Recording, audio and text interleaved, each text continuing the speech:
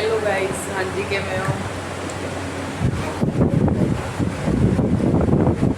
आज जी चाह P low. साढ़ा ज़्यादा टाइम आ फतेह को चाह पीन लग रहे ने। बाहर बहुत ज़्यादा मीह पै रहा गा। किन्ना क मीह पै रहा है जी बाहर? बहुत मीह पै रहा। अस बाहर मौसम दिखाने आ देखो जी, बाहर मीह पैन लग रहा।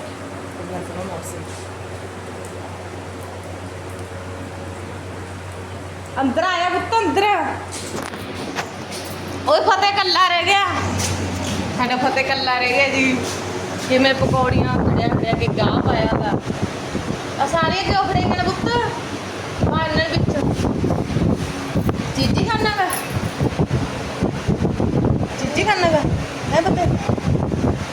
ये मेरा छोटा बेटा जी। आया जी पुत्त।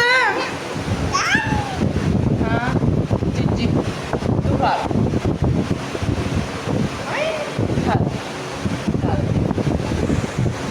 इनू दे दे, इधर हो काके देखा।